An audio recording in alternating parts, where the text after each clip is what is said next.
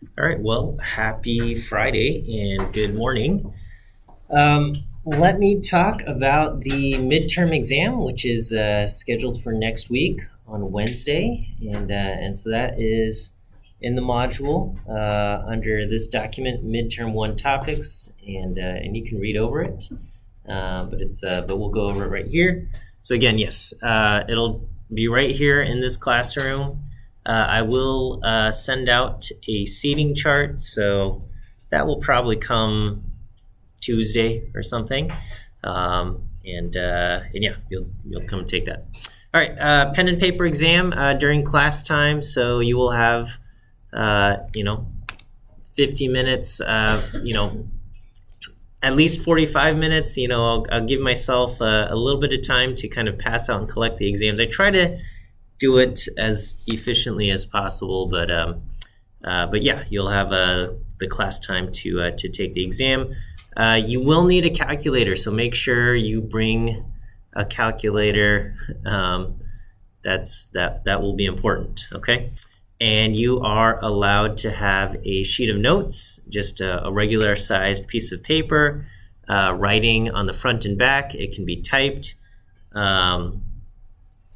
Put your name on it, and I'll collect your note sheet with the exam. Okay. These are the topics, and yeah, we're going to try to get everything to fit in a 45, 50-minute exam. So I am mindful of that, of the time limit, and what I can expect students to accomplish in that time. So the first will be a little bit of vector-based calculus. I'll give you a function in vector notation. It'll be like, w times x plus something, and, maybe w transpose w or whatever, right? And you'll have to find the gradient of that function with respect to a vector. So for practice, you can look at in our notes, we have the OLS function, the ordinary least squares loss function, in vector form, and see how I took the gradient of that with respect to w.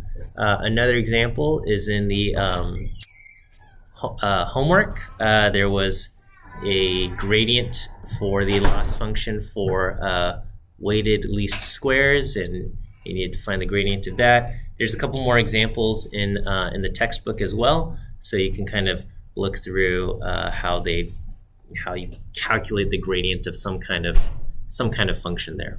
Okay. Gradient descent. This is going to be a manual gradient descent. So I will provide a function of two variables, probably a function of like x and y, and then I will have a starting point. Here's your starting coordinate of x, y, and some arbitrary learning rate, and you will perform manual iterations of gradient descent. So you will at that starting location, you'll calculate the gradient, and then you'll subtract off gamma times the gradient, and you'll take a step kind of downhill, and that will give you your next location at t at time 1, and then you'll do one more iteration there at t at time 2. So this is just kind of a manual thing. I think last Wednesday's lecture is the lecture in which I covered gradient descent, and I have an example where we work through that. Okay. This will be there's a regularized loss calculation. So I'll provide a very small data set, maybe 3 data points, 4 data points, and I will provide an equation for a potential line of fit. So I'll say, all right, here is some equation here, and based on that, you'll find the ordinary least squares loss. So you'll just take the sum of squared residuals. So based on what the actual values are in your small data set of 3 or 4 points, you'll compare that to what the line of fit predicts to get your residuals. You'll square those and add them up. That will be your OLS loss. And then you'll find the lasso loss. So basically it's going to be the OLS loss plus the, I guess, lambda times the L1 norm, so basically the absolute values of your coefficients, and then the also you'll find the ridge loss. So this should be, in my opinion, a very easy problem. as long as you calculate your fitted values correctly, getting the OLS loss should be easy, and then calculating the lasso and ridge loss is really just a matter of kind of adding in, the penalty term, okay? And then again, as far as calculating the penalty term, you don't include the intercept of the fitted equations, right? So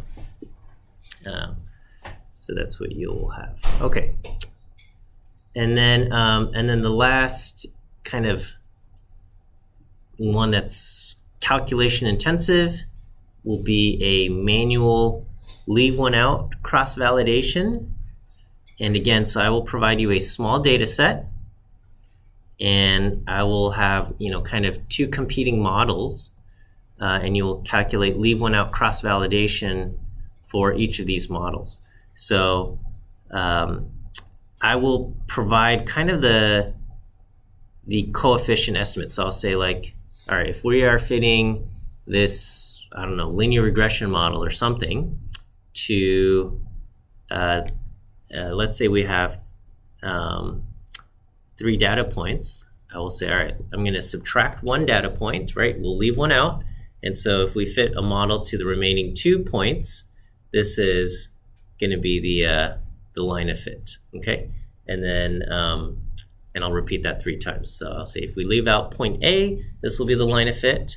If we leave out point B, this will be the line of fit. If we leave out point C, this will be the line of fit. So I'll provide the coefficient of estimates when the model is fit to n-1 of the points.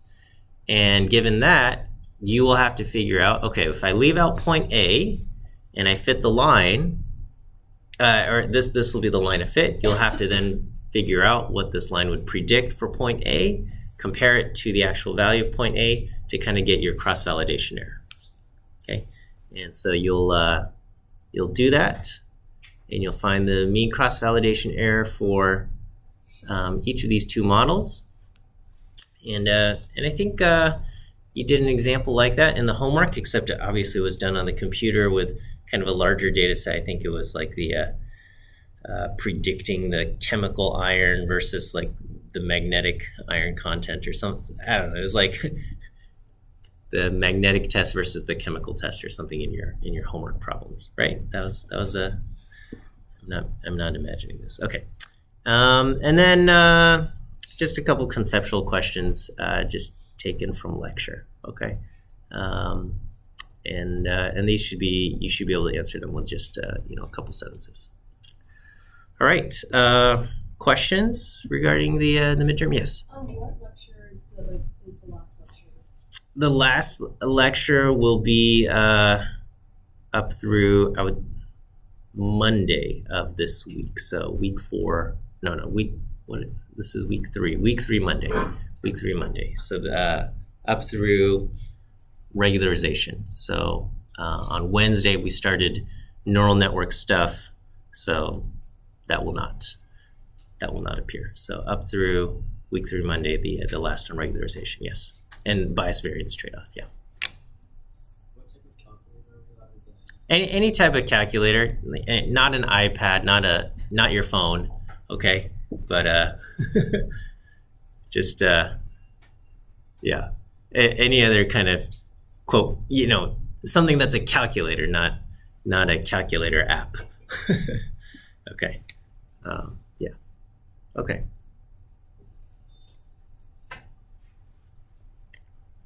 Okay. Well then, we'll continue on in our lectures. So on Wednesday, I introduced neural networks, and I showed how we kind of have the network forward feed from the input values to our predicted value, how you get a prediction out of the neural network. And so here's my quick review quiz.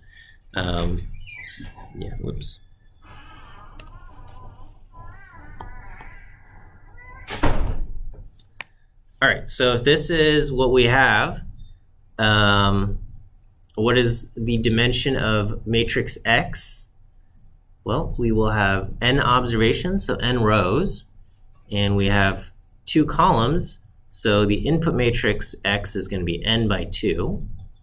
Our first weight matrix arranges all of the weight terms between our input layer and our hidden layer. Because we have 2 nodes here and 3 nodes here, W1 will be 2 rows by 3 columns. Okay. W2 will connect all of our hidden nodes in the hidden layer, of which there are 3, to the nodes in the output layer, which there's only 1. So it will have 3 rows by 1 column. So W2 is going to be 3 by 1. And then Y is going to have n observations. There's just 1 node, so it will just have 1 column of values. So Y will be n by 1. So we have n by 2, then 2 by 3, then 3 by 1, and now n by 1. All right, so those are our answers. Okay, and yeah, we'll just do a quick review of what we covered. This was our notation.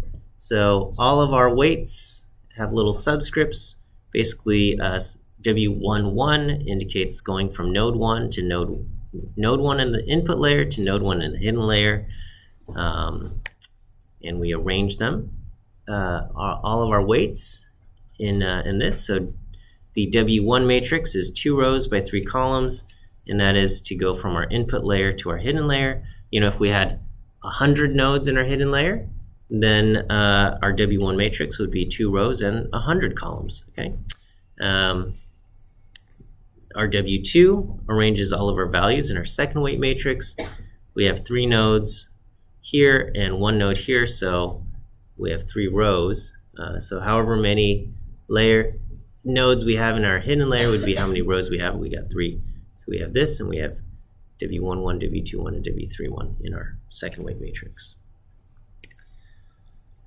Our activation function right now is basically our logistic function, or the sigmoid activation function. This, you can choose whatever activation function you want to use, and it doesn't have to be the same activation function at every layer, but in our simple example, we have the same activation function, the same sigmoid activation function here and here. And to go from our input values X to our predicted values Y, we take our X values, multiply it by our first weight matrix, and then we get this matrix Z. We apply our activation function to Z to get our activated values.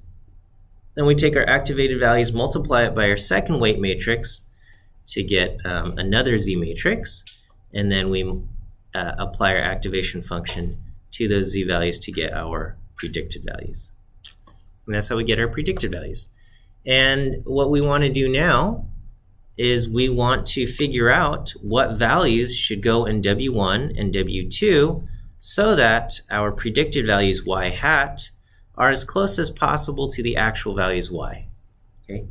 And to point us in the correct direction, we use the loss function, and we are going to try to optimize the loss function. The loss function is a way for us to measure the difference between the actual values Y and our predicted values Y hat. We are taking basically the mean of the squared errors. And anytime you use squared errors, it basically punishes larger errors first. So it prioritizes big differences first, and then until everything is kind of, relatively similar, and then it continues to shrink everything together. But that's fairly common to use squared error. So this is how we measure the difference between our predicted values Y hat and our actual values. We just take that difference, we square them, we take the average. This is our loss function, and we want to figure out, okay, what values of W1 and W2 can we pick so that Y hat, our predicted values, get as close as possible to the actual values. Now, just to kind of make the next part a little bit easier, or just to kind of clear some terms up, we're just going to multiply our loss function with a constant n over 2, and so and we'll call this result j, but basically L and j are proportional to each other. It's just off by a factor of n over 2, and then so basically we'll optimize j, and the set of values in W1 and W2 that will optimize this thing will be the same thing that optimizes L, just because they are they're equivalent up to a multiplying constant there. All right, and so so this is what we're going to work on. This is back propagation. Before I get into it, let me give you your first view quiz answer, which is the letter B. B as in bear. B is our first view quiz answer. B as in bear. Okay, so training the network means finding the set of weights so that the network makes good predictions. We are going to train the network by finding weights that minimize the loss function. And to minimize the loss function, we will use gradient descent. All right, so gradient descent, again, just says calculate the gradient and take a step backwards. Okay, you know, if we want to use calculus, we would calculate the gradient, set it equal to 0, and then solve. But even in kind of a very simple neural network like this, you'll see it's a chore to calculate the gradient, and then once you calculate the gradient, then setting it equal to 0 and solving is going to be quite challenging, or perhaps intractable. And so that's why we're going to use gradient descent. So we can get the gradient, and then once we get the gradient, we can just calculate the gradient and take steps backwards to use gradient descent. Whereas if we wanted to solve, we would take the gradient, try to set it equal to 0, and try to solve for our values w, but that's going to be really hard to do. Like any other iterative algorithm, gradient descent, or I shouldn't say like any other, but like many other iterative algorithms, gradient descent is not guaranteed to converge. Okay, it's not guaranteed to find the global minimum. Sometimes it gets stuck. We hope it finds values for W, finds some weights that perform well. But yeah, we run into issues where the gradient can get stuck in flat-ish regions. So, you could imagine if, you're on a hike and you say, okay, I'll meet you at the bottom of the valley. And they say, well, how do I get to the bottom of the valley? You just say, well, just look around and keep walking downhill, right? But if there's a part where it's just flat and you say, well, walk downhill, and if it's flat, you don't know which way downhill is, okay? And sometimes that happens with gradient descent, especially because remember that sigmoid function, the logistic function? There's a nice section between, say, -4 and +4 where there's some nice kind of slope there. But then once you have, if your value is, say, between 10 and 20, it's asymptotically very, very close to 1, okay? And is there really any slope between 10 and 20? Technically, yes, but it's like very, very, very flat, okay? And so sometimes because of that, it just appears flat and the gradient function doesn't know which way downhill is, okay? So sometimes it does get stuck in flattish regions.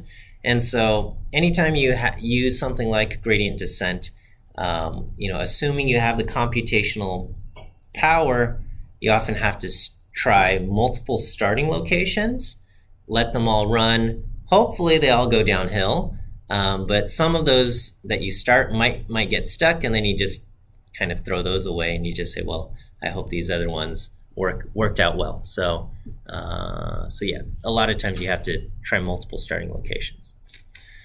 All right, so we are going to work on calculating the gradient, and this process of calculating the gradient so that we can use gradient descent, this is known as backpropagation, okay? Backpropagation is the process of finding the gradient. And the gradient, again, is kind of, you can think of it as, your vector, or in our case, matrix of partial derivatives. So W1 is a matrix of all of our weight values in our first weight matrix, a 2x3 matrix. And so the gradient with respect to W1 is going to be this 2x3 matrix of partial derivatives. So basically, our loss function partial derivative with respect to W11, dj dw12, dj dw13, dj dw21, dj dw22, dj dw23. So we have basically these 6 partial derivatives arranged in this 2x3 matrix. And then the same kind of thing for our second weight matrix, dj dw2. We've got 3 terms, and they get arranged in this 3x1 one matrix here. Okay. If we had bias terms, we would also have to calculate the gradient with respect to our bias terms, dj db1 and dj db2. And I have saved that for a homework exercise for you guys. So that's there. But we will work through calculating the gradient with respect to dj dw1 and dj dw2. Now, I've got a bunch of slides. We're not going to get through the entire slide deck this morning. And this whole process, to be honest, is kind of like, to do the math and work through this is kind of a pain, all right? And again, we will use the notation of linear algebra, but we will also be doing certain operations that are not strictly linear algebra. And if, sometimes I cringe a tiny bit myself, just because, if you think about strict linear algebra, some of these things are not so, and it feels a little bit uncomfortable writing these things out, but we're going to be doing certain operations. If you use a package on your computer like TensorFlow, okay, it has a set of routines that will kind of automatically calculate or perform backpropagation for you, okay? And the way it does that is it builds like during the forward feed process, it has a way to kind of build a computational graph of how the layers compute values, and then it basically does the same kind of thing where it's going to calculate the gradient working backwards, but I guess it uses this kind of backpropagation algorithm to calculate it out. So there is similarities to what we are doing. We're kind of doing this manual calculus method, and thankfully in real life, when you actually build neural networks, you don't actually have to think about this too hard. But I don't want it. I guess we're going to go through this process manually so we can kind of see how it's done, and then and we'll go, okay, now I understand where these numbers are coming from. And then if you do build a neural network in the future, you can just let the computer do it, and you don't have to go through this whole painful process yourself again. but we'll do it once. We'll do the painful process once together. So first we're gonna, because we're working backwards, we're gonna just find, okay, what is the gradient with respect to the second weight matrix? Because we're starting at y hat, and we're gonna kind of work backwards. And so working backwards, we're first gonna encounter the second weight matrix, and then, as we work backwards, we'll encounter our first weight matrix. So kind of working backwards, we're gonna say, all right, let's find the gradient of the loss function with respect to our second weight matrix. So we're going to say, all right, what is dj dw2? And so this is how we'll start off here. So our loss function is 1/2 of the sum of y sub n minus y hat sub n quantities squared. And we just say, hey, we want to get the gradient of this with respect to w2. Okay, well, the derivative with respect to a sum is just the sum of the derivatives, and we can apply chain rule. So the only thing that changes with respect to W2 is our y hat. The actual value is y. Those are constant, so there's no derivative with respect to y. Only y hat with respect to W2. So taking the derivative of this is squared, so the 2 comes down, cancels out with the 1/2, and we just get y sub n minus y hat sub n. With chain rule, there's a minus sign in front of the y hat, so we'll multiply it by -1, and then we need to get and then now this is the partial, the chain rule. We need to get the derivative of y hat with respect to W2. If we think about what is y hat, okay, y hat is the result of applying an activation function to Z3, okay? So we will take that a little bit further, and we will say, we'll split this into how does y hat change with respect to Z3, and in our case, the nth observation in Z3. And then we'll ask, how does the nth observation in Z3 change with respect to W2? So this is kind of where we start here. All right, so this is just kind of doing calculus and doing and working backwards and applying chain rule. All right, so y hat is the result of passing the values in Z3 through the activation function. So if we say, okay, what is the derivative? This should be y hat sub n. The nth observation of y hat with respect to the nth observation of Z3. This is just f, and so we can just say, okay, well, this is just f prime. Okay, this is just the derivative of this. Our activation function right now is the logistic function, 1/1 plus e to the negative t, and we can just use regular old calculus rules. So this is quotient rule u over v. So if we say, if our thing is this, u is 1 and v is 1 plus e to the negative t, and then we get, u prime v, u minus uv prime over v squared, and we get all of this. And we have, this is our f prime, e to the minus t over 1 plus e to the minus t quantity squared.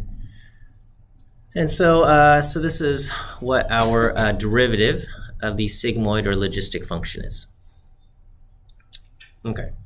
And just to kind of keep things clean, rather than printing this into my equation, I'm going to just write f prime of Zn3. Okay. So this, I'm going to just replace this.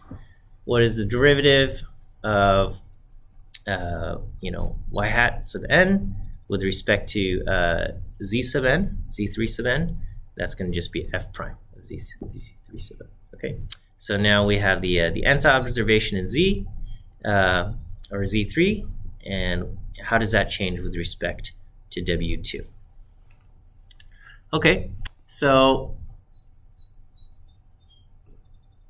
the way we calculate the nth observation in Z3, okay, is we basically take, well, the way we calculate Z is we take our activated values, A2, and we multiply them by W2. Okay, so our activated values are the values coming out of our hidden layer, and we multiply them by our second weight matrix. Okay, and A2, there's 3 values, and W2, there's 3 values, but we multiply them, we add them together, and they give us our matrix Z. Okay, and so if we just focus on the nth observation in Z, we would just be taking the nth row in our matrix A2. Okay, so the nth row, it's just one row of 3 values. Okay, so imagine going through this. So if you're just looking at the nth row in your input matrix, you have an x1 and x2. They get passed through, and now you have kind of one row of 3 values. You've activated them, so you have one row of 3 values.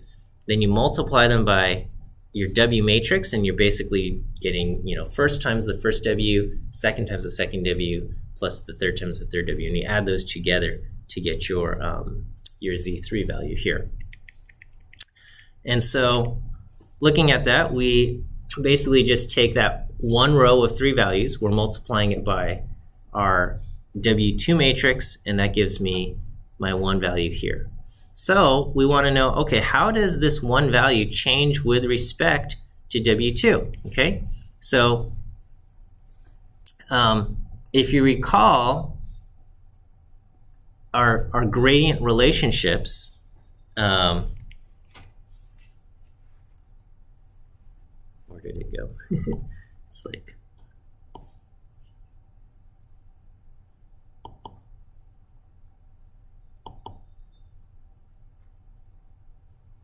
is it here? All right, so here's our gradient relationships. Basically, I have something kind of like this. If I have a vector times another vector, okay, so I have basically not X transpose W, but I have A2 times W, okay? And I say, okay, what is the gradient with respect to W here? This is gonna, in this case, it gives me X, or whatever this thing was, transpose. And that's basically what we get here. So if I say, what is the gradient of this with respect to W2? We're gonna get A2 transpose, okay?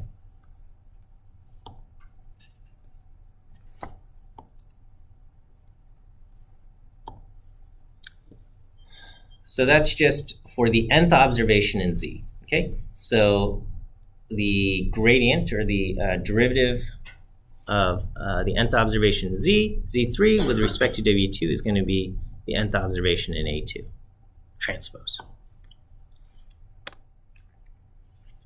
Okay, so if so we have this, and this is kind of where we are right now. So if I put that in here, right, now I have the partial derivative of J with respect to W2, and the result of this whole thing should be, because W2 is 3 by 1, the result of this whole thing should be 3 by 1, and right now it is, okay? This whole thing over here, this is a 1 by 1 scalar. We have y sub n is a single value, you know, y hat sub n is a single value. That's a scalar value, okay? And then f prime of Zn 3, this whole thing comes out to be a single scalar value, and we're going to be multiplying it by 3 by this 3 by 1 thing, okay? And basically with the summation, we would take what do you call it? You would calculate it for your first observation, and you get a value times this 3 by 1, and then you calculate it for the second observation, and you basically, for each observation, you're going to get like a 3 by 1, and then you're adding them up for all n observations, okay? And so the result is basically a stack of all of these 3 by 1 matrices that get added up into one big 3 by 1 matrix, okay? Now, it would be nice if we can get rid of the summation sign, okay? If we could just kind of do matrix operations, where a lot of matrix operations include summation as part of it, okay? So if I just say, well, what if I just switch from the nth observation y to just the entire matrix y, okay? And the nth observation in Z into the entire matrix Z and things like that, okay? Then we run it, and just instead of the nth row in A to just the entire matrix A, you know, we run into basically some problems because this is n by 1, and this is n by 1, and this is 3 by n, and these dimensions don't align when we try to multiply them, okay? So what we can do before we kind of expand our before we kind of go switch between just the nth observation into our entire matrix, we can just say, all right, well, am I allowed to kind of just rearrange some of these terms before I do that? And the answer is yes, okay? Because this is a scalar value, I can just move my multiplication while I'm thinking about the nth row, okay? In A, I can just, I can move that over here, okay, right? So I could take this and I can rearrange this, and I'm not breaking any kind of rules here, okay? So these two things are equivalent, and this is still a scalar and this is a scalar, and so with multiplication I can rearrange these values, and this is what I have, okay? And so again, if you think about what is being multiplied and added together, we have a 3 by 1. At the end we have a 3 by 1, we're multiplying it by some values, and then we're summing them up for all of the n observations that we have, okay? And so now I'm going to switch back from just the nth row, or the nth, I guess in our case it's the nth column, when of A2, or when I transpose it, okay? So looking at the nth row in A2 transpose, now we get a 3 by n, okay? And then switching between just the nth observation in y and replacing it with the entire kind of column of y values, that's going to be n by 1, okay? And then our z3 values, these are our values before we activate them in our kind of our output layer. And rather than just the nth value, zn, we'll take the entire kind of column of values z, okay? Now, if I do this, however, I have an n by 1 and an n by 1. And what we're doing in this step is we're taking the first value, and basically our first value in y and our first value in y hat, and we're multiplying it by our first value in z, okay? And then we're taking our second value in y and our second value in y hat and multiplying it by our second value in z. And we want to kind of stay true to that thing of doing element-wise multiplication. And again, this is where we are departing from strict linear algebra.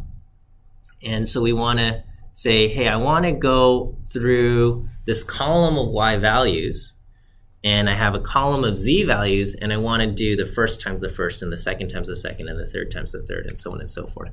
And so this is the symbol that we use. This is not like a universally accepted symbol for doing element-wise multiplication, but it is used commonly enough that I feel comfortable using it here. But this is to represent element-wise multiplication. Again, this is not like a strict linear algebra thing.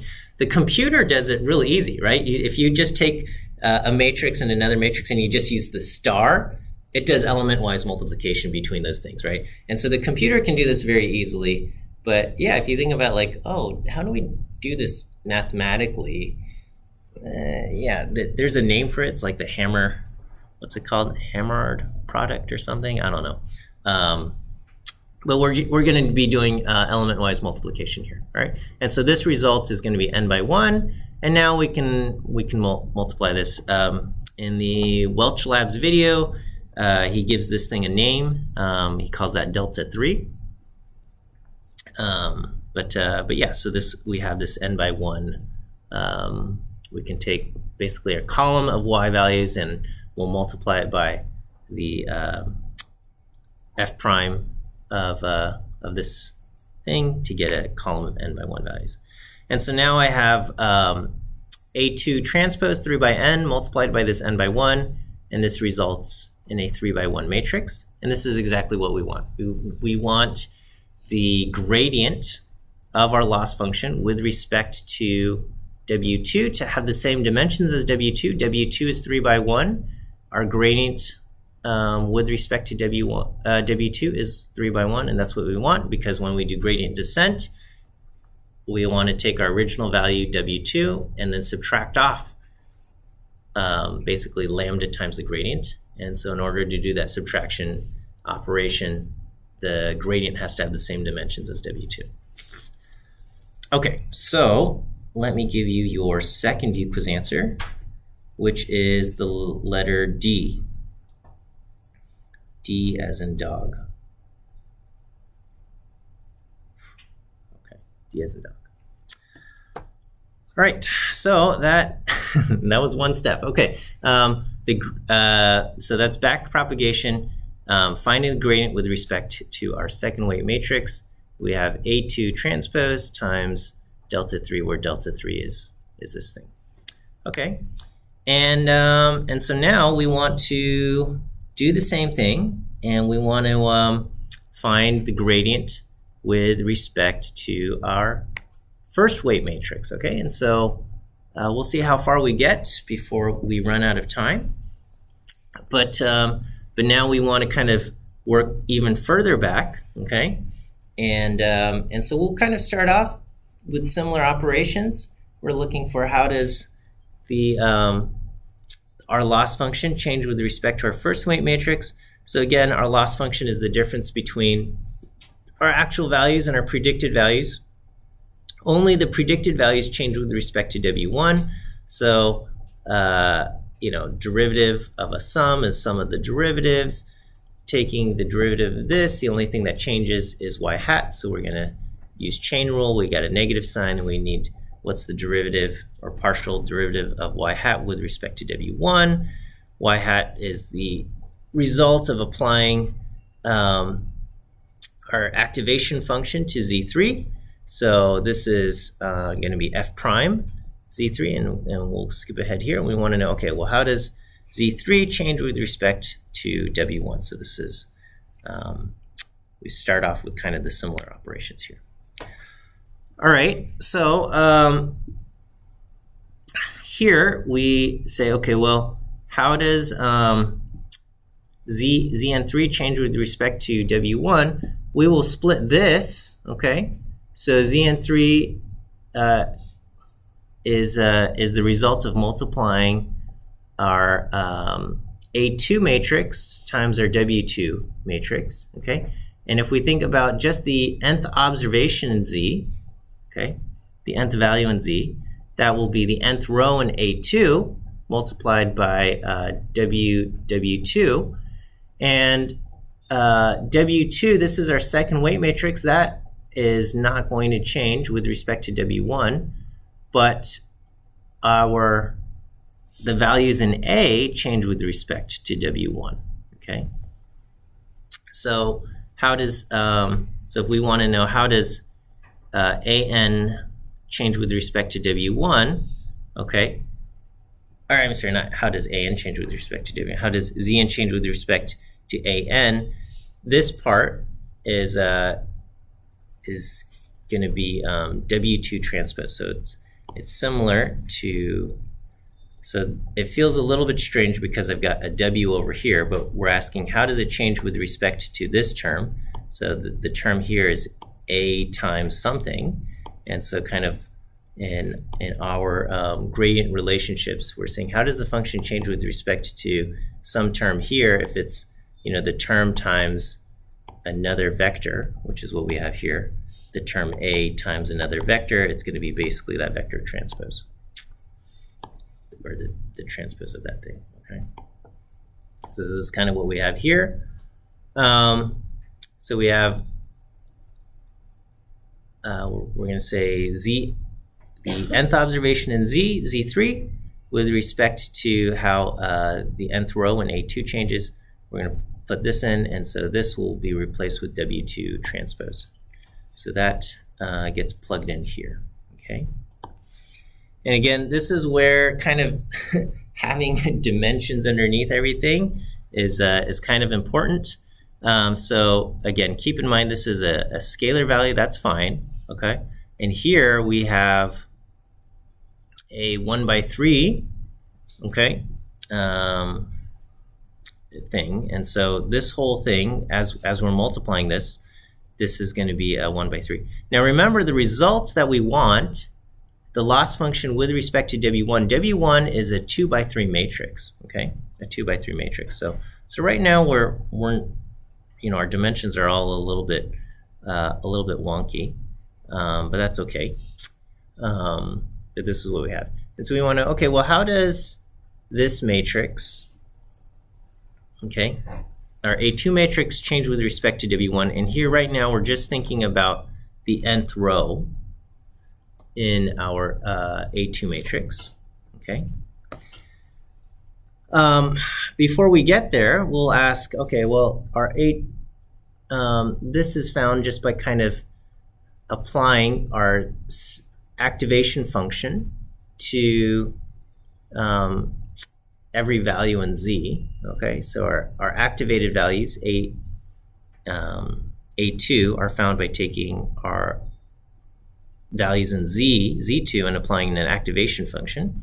So we have, we can just say, all right, the gradient or the derivative of this with respect to Z2 is just gonna be F prime of this, okay? But just keep in mind that the our Z matrix is n by 3, and we're just looking at kind of the nth row. So this is going to be a 1 by 3. All right, and so I have a this is 1 by 3, and this is 1 by 3, and so to kind of get this to work, we're going to have to basically do some element-wise multiplication between these two things here.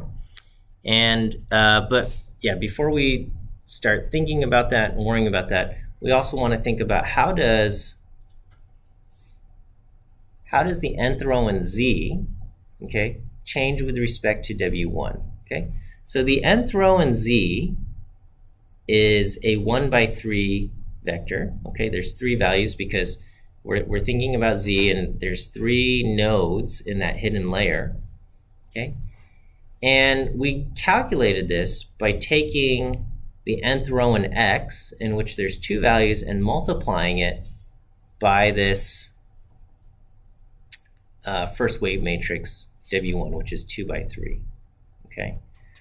And so this feels really strange because we're asking, how does the derivative, how do we find the derivative of this 1 by 3? You know, what is the gradient of this with respect to W1, okay? Finding the derivative of a 1 by 3 matrix with respect to a 2 by 3 matrix, okay? And so, you know, let's kind of break down the matrix multiplication between X and W, okay? And so if we think about, okay, what's happening? So the nth row in Z is basically 1 row with 3 values in it. And we found it by taking the nth row in X, which is 1 row with 2 values, and multiplying it by W1, which is currently which is a 2 by 3 matrix. And we're going to say we do xn1 times w11 times xn2 times w21. That gives us our first value. Then we look at the second values and we get this, and we do the third values and we get this. Okay. So what would happen if I don't know, added this little value to this number w11? Okay. If I added a little value to the number w11, what would happen is that this result would get affected by, you know, whatever I add here is going to get multiplied by xn1. Okay. If I change this value over here, w12, and I add a little value there, the way this thing would get affected would be, it would be multiplied by xn1 here again. Okay. And basically anything in the top row, it would affect the end result by multiplying by xn1. Okay. Anything, if I add a little element to anything in the second row, it would affect the end result by getting multiplied by xn2. Okay. All right, and so so the partial derivative of this thing with respect to kind of w1 ends up being a 2 by 1 matrix, the transpose of X, because anything that I add to this top row will get multiplied by xn1. Anything I add to the second row will get multiplied by xn2. And so so we'll just get basically xn transpose here. All right, and that's what we end up having here. Okay. If I just kind of leave it as such here, you know, our matrix multiplications don't align. But remember, we want the end result, this whole thing, to be a 2 by 3. So I'm going to kind of move some terms around. And if we, kind of break it down further, and if I just say, hey, I'm thinking about just like the top left corner, the bottom left corner, the top right corner, something like that, we can break it down even kind of further that way. But we'll borrow kind of linear algebra notation and the matrix multiplication notation to kind of simplify things. So I can kind of bring this term over here, and so now we will have basically a 2 by 1 multiplied by this scalar, and we're gonna have this 1 by 3 and 1 by 3, and so the end result will be a 2 by 3. Okay, I think we're gonna have to kind of cut things short here, so we'll stop here. Let me give you your last view quiz answer, which is the letter A as an apple, and we will we'll pick up next week on Monday, and we'll finish out back propagation. We'll implement this, and we'll see it run. Okay, all right. Have a great weekend, and we'll see you Monday.